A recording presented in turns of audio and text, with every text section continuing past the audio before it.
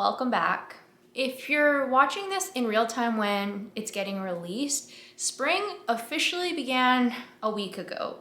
Although if you live in a place like I do in Alberta, that doesn't really mean a whole lot. The calendar might say it's spring, but there's a very good chance that we could still get snowstorms, a pile more snow, very cold temperatures, all the things before Mother Nature decides that she's actually done with winter. But given that the calendar has said that spring is here, it kind of gets my mind in this mode of wanting to do a bit of a spring reset, both for me and my horses. Today, I'm walking you through my spring reset as a horse owner. What I check, what I adjust, and what I focus on so my horses stay healthy, sound, and happy as we head into another riding season, which I cannot be more excited about. The first thing that I reset every spring is my expectations. Horses, for most of us, do not come out of winter and into spring ready to pick up exactly where we left off at the end of fall. Fitness has changed, footing has changed, routines have changed. There can be a lot of things that change between, say, when you stopped your regular riding schedule last riding season and where we're at today. And with that, we need to keep that in mind because we do not want to just jump both feet into full-time work again. We need to get back into things, proceeding thoughtfully.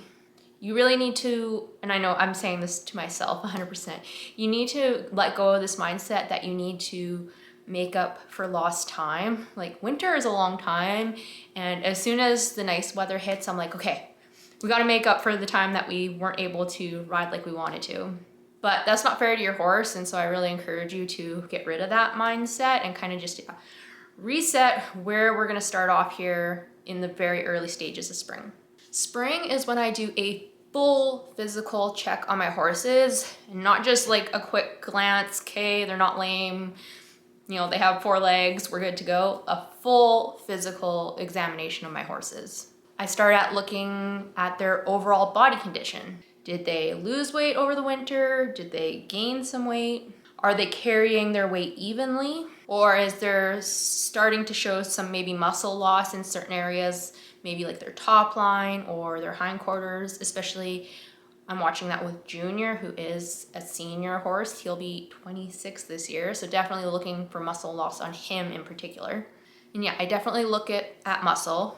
Winter tends to soften horses, especially if their riding or other work was pretty limited. I'm gonna look to see how developed or underdeveloped things like their top line, their shoulders, and their hind end are, because that's gonna be a good indicator of how gradually I'm gonna need to bring them back into work. So for example, a horse with loss of muscle in their hindquarters, they're gonna find, and top line or anywhere, they're gonna find it very hard to really gather themselves up, use their body correctly in a collected manner under saddle. So if they've lost a significant amount of muscle there, I definitely need to take that into account when drafting up my bring back to work program for them. I'm also watching how they move in hand. Are they stiff when they first start walking around? Do they loosen up pretty quick, or do they stay kind of tight? Any unevenness or resistance or stiffness like that is definitely something to note and just kind of think that they'll work it out. Like, maybe they will, but it is definitely something to note. This is also when I make sure that their routine care is up to date. So that would include things like their dental care, vaccinations, and any sort of vet follow-ups for specific needs of my horses. Catching small issues now can be very, very valuable, preventing them from becoming bigger problems down the road when we add more training load and it becomes too stressful for the horse. The goal with this physical check-in, it's not like I'm specifically looking for problems.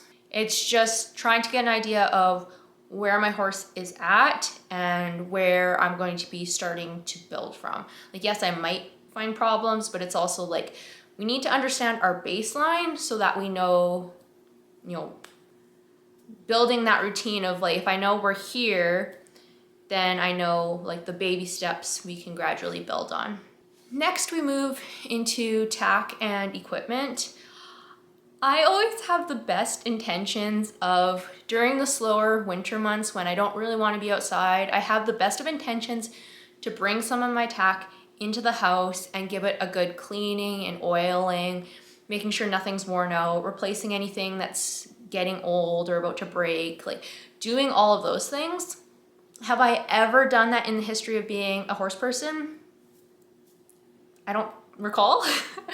But so that is a good thing to point out, is like, okay, we didn't do that in the winter. It's probably a good idea to do it here in the spring because we know we're going to be using that tack and equipment a lot very, very shortly.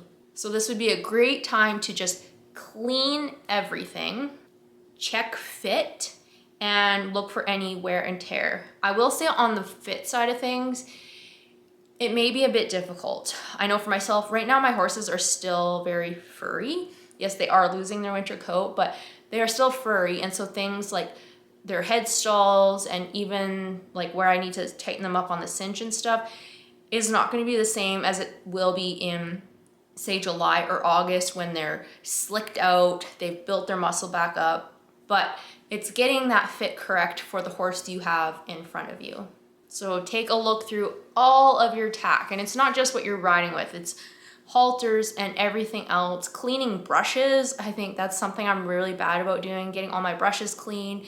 Do my sport medicine boots need to be cleaned? Like all that stuff, we're gonna do the stereotypical spring cleaning here. And then we get into the fun thing of fitness and movement and all of that good stuff with your horse. Before I really think about training and performance goals, I want to focus on movement first.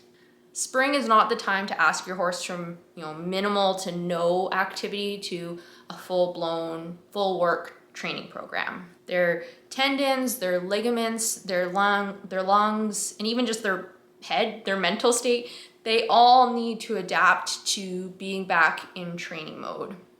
I always make the comparison of someone who's a couch potato. If they're wanting to run, say, a 5K, you're not going to put them on an Olympic level running schedule. Like, they will die within 2 days. They will be so sore, they will not be able to maintain it, and they'll likely quit. You need to start on a program that is designed, there is a program called Couch to 5K, I'm pretty sure, and it gradually builds you up. We need to take the same approach with our horses. And the bar is very low here, especially if you've done zero with your horses, if they've been in a stall all winter. This early on movement might look like more turnout, which I know is not fun, but really, like, you need to, depending on where your horse is starting at, just getting them outside and moving on their own more might be where you need to start. We might do some hand walking, we might do some groundwork, or maybe some light riding. The goal with this is to increase circulation, mobility, and just baseline fitness. We're not aiming for intensity here. Again, it's just getting the things moving, make sure everything's working good, and going from there. As the weeks go on, that light riding will turn into riding more consistently. But more consistently doesn't mean I'm riding harder. It means short, simple rides that I'm gradually building up on. Even 20 to 30 minutes, 2 to 3 times a week is enough to start gradually building up that baseline fitness. Both you and your horse. I guess I should mention here, like, if you haven't rode since last November, you're out of riding shape too. So it's a team effort here. I'm gonna pay really close attention to how my horse is acting and feeling the day after a ride. If you think of yourself, you're gonna know how good your workout is the following day when maybe some muscle soreness comes into play. We're gonna be looking for those same sort of signs with our horses the day after a ride. Are they sore? Are they tight? If so, we maybe overdid it. We need to scale it back a bit. If they seem to be feeling good, moving good, we know where we didn't overdo it, we're on the right track. All that feedback is just letting you know whether the rate of progress that you're currently working on is appropriate or not for your horse. Groundwork, as you guys know, I'm a huge fan of groundwork, and that is going to continue to play a big role with this as well. I know I default to groundwork more in the winter just because footing isn't as great and a million other reasons for why. But that doesn't mean I need to abandon it in the springtime just because the ground is better, right? Groundwork is going to continue to help with responsiveness, their body awareness, and just their overall conditioning, especially if you go through spurts where maybe it's raining and really muddy in the springtime. I find groundwork is super helpful in those conditions as well. So I would say just keep in mind, spring is about kind of layering work, not just piling it all on your horse all at once. You're gonna earn the right to work your horse hard by taking the time now to gradually build up to those harder rides. A horse that is brought into work slow and steady is gonna stay sound longer. They're gonna build better muscle, they'll likely avoid injury, and they're gonna stay more mentally fresh as well. Because a horse that is stiff and sore and being pushed a lot is not gonna be mentally in a good place because they're stiff and sore, and it's not fun to work out when you're stiff and sore. My spring reset also considers all of the routines that I have in place, because sometimes what worked in the winter either doesn't work now or just isn't appropriate now that we're getting into warmer weather, longer days, all of that stuff. So think about your feeding schedule, your kind of turnout routine, training frequency, all those sorts of routines. You might want to consider shifting things again as we get more daylight, or just things change with the seasons as they will. I would say this is where listening to what your horse is trying to tell you, because they are always trying to tell you something, listening to that is going to be way more important than sticking to some sort of arbitrary schedule that you have set, which is very hard for me because I'm very much a routine girly, but I do acknowledge that my horses aren't robots, and yeah, as the seasons change, their needs will change as well. Consistency is very, very important with horses. Horses thrive with consistency and routines, but flexibility with that is what's going to keep your horse sound and willing. And it always just goes back to, what does the horse in front of me need today? And finally, we need to set some intentions for the upcoming riding season. If any of you are goal setters, I'm sure you have some goals that you set maybe back at the beginning of 2026 on what you want to achieve with your horse this year. There's going to be some big changes here at the ranch come later this fall, so I'm trying to take that into account, but I still want to be very, very mindful about my one goal is to take Diesel through an entire groundwork program, so I'm definitely setting the intention for that. But above and beyond any goal that you've set for your horse, I think there are some intentions that all horse owners should make regardless of what their situation is. It's making sure my horses either get or stay sound, that they're building strength and maintaining a good level of muscle for their frame and for their age, and that any training done with the horse is positive for both handler and horse, and that it's sustainable for everyone as well. And just remember, the progress that you start making now with your horse is only going to continue to build and build as we get further and further into riding season, which the more I say that riding season is almost here, riding season is almost here, I get so excited. Winter felt so long, and just between injuries and health issues and all those things, it's going to be very good to be back in the saddle for sure.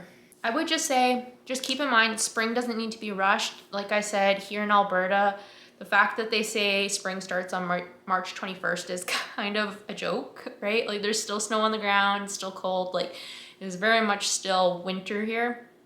So I don't need to be in a big panic to get my horse doing more and more and more, because that's very likely going to end in some sort of injury of some sort, and may also result in a horse that becomes resentful of me, especially someone like, or a horse like Diesel.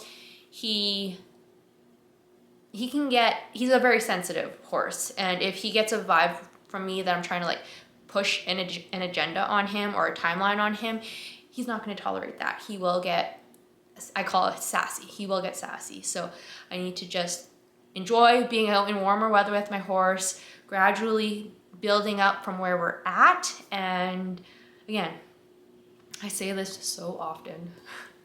Horses are supposed to be fun. Keep that in mind. Horses are supposed to be fun. And if the weather is terrible for you, whether it's still snowing and frozen or torrential downpour of rain or whatever the case may be, just do what you can. Keep in mind gratitude for having horses in your life, and know that sunny days will soon be on their way. So I hope you guys enjoyed that. Let me know what you're doing for a spring reset with your horses. If you have any really good product recommendations for cleaning and oiling up your tack, let me know in the comments. I would love to hear. I don't really have any specific brand that I use, which shows that I don't do that to my tack enough, but I would love to know what you guys use.